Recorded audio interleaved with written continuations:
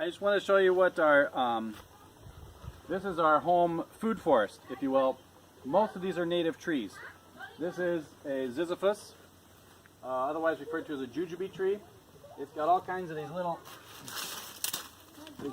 red fruits on them that when they're ripe they fall to the ground.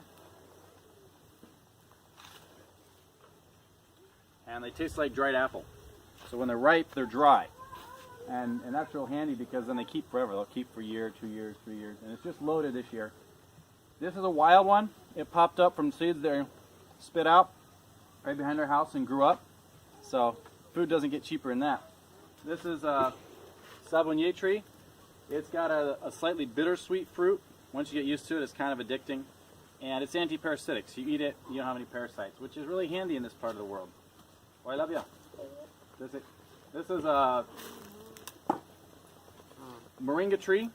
Call it the tree of life because it's about the most nutritious vegetable on the planet. We eat that probably every week, and it grows up everywhere from little seeds that we throw around, but we also plant them quite prolifically. They're nice because they don't really create a dense shade. It's maybe 50% or less shade, and so they're really helpful for just sticking in between places. They just fill in spaces and don't cause much competition.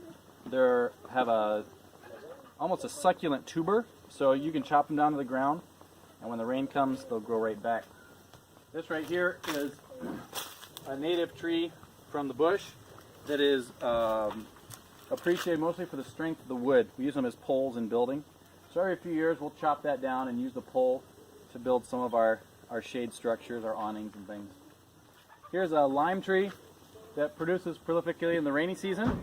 That one I definitely planted. And if we just move around here, this is a Sclerocarya berea, otherwise referred to as a bush plum. It's got a fruit about a little bit bigger than a cherry, and is very tart, about as tart as a lemon, and very, very tasty. This right here is a baobab tree, famous the world over for how big they can get. They can get to be about the size of a small house. They're so big. This is 5 years old. So just go ahead and look up at the top and see how lovely the canopy is that it's already creating after 5 years. We like the fruit. It's a tart, dry fruit. Again, most of the fruit that's native to this region is dry when it's ripe, and then it just lays around until an animal or person comes along to eat it, and it stays good that way. Because this is a dry season. We won't get rain for 5 months, 6 months at least. And so the fruit just keeps until someone finds it. This is also dry when it's ripe, but the leaves are also edible. You use them like spinach in your stew. Moving beyond here, this is my daughter's garden. It's local cucumber, native cucumber. Not the sort you'll get in the grocery store. They're round and they look kind of like a small cantaloupe, but they're green and delicious, have a slight tart flavor to it. This you see growing behind the baobab is a gidem tree. It produces tiny little orange fruit that adults find a bit tedious to pick and eat, but they're packed with flavor, and kids of course love that kind of thing. So our kids get all their nutrition from the fruit that grow wild in our yard. This is my wife's garden, okra. We love okra, cooked in the local style. Now this same variety of okra will grow to be about that tall in the rainy season. Now it's this tall and it's in production. It's because it's native and it's adapted to whatever the season is we give it. This is dry season with intense heat, and so it's producing at a much shorter height delicious vegetable. Tiens Clément. And our favorite way to eat it, of course, is straight off the plant.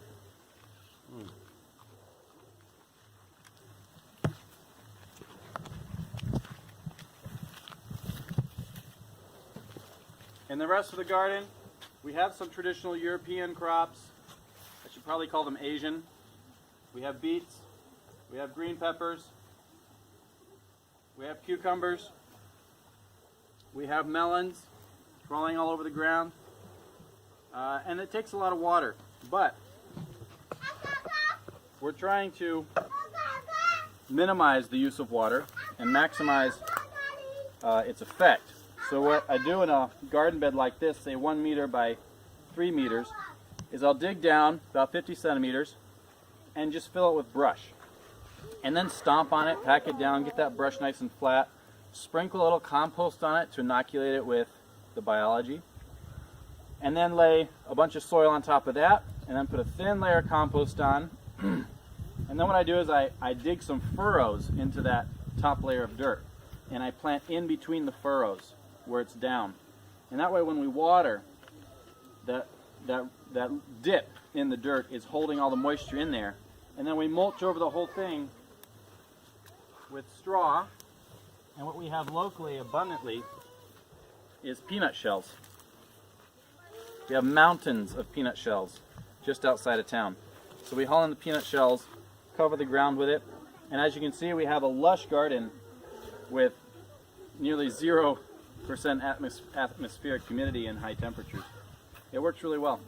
But you have to choose your plants appropriately. There's some things that just won't produce right now.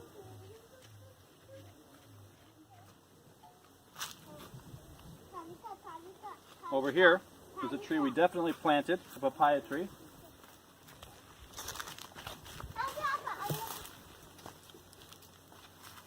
We're getting loads of them right now. This is not, I won't say it's not even a sustainable fruit to grow in this region.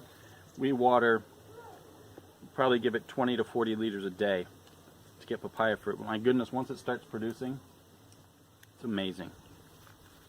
Our expert Ziziphus harvester. We have a Ziziphus tree up above us here that grows off of the moisture from a leaky water tower that's right here. So Lisa, why don't you show us your haul? Oh, come take a look at this. She spends her day collecting our wild Ziziphus fruit, like little dried apples. Good job, Talitha. Yeah, come over here where the papayas are.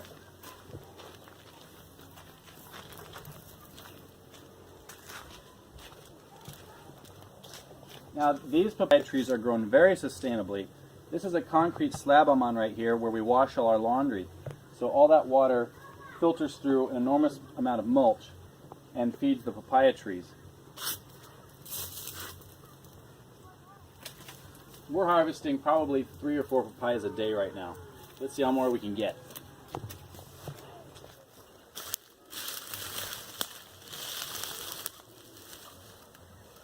These ones unfortunately have some sunburn on them. The ones that are kind of isolated and don't have noon shade get sunburn in dry season. That's how intense the heat is. So only about half of this one will be edible. We take what we can get. This banana tree is growing off of one sink coming from the inside of the house, just a hand washing sink.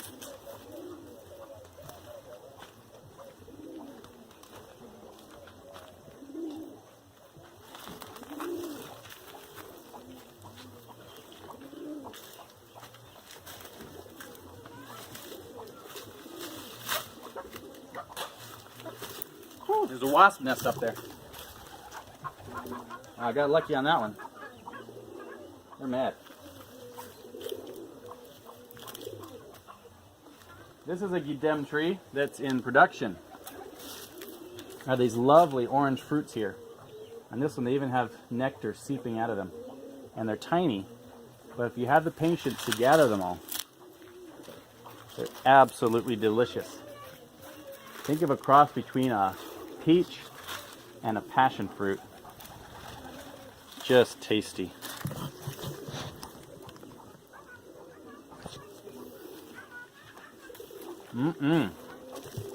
Allez Clément, tu vas m'aider? Je prends ça. Très bien. Tu prends ça aussi? Allez, on y va.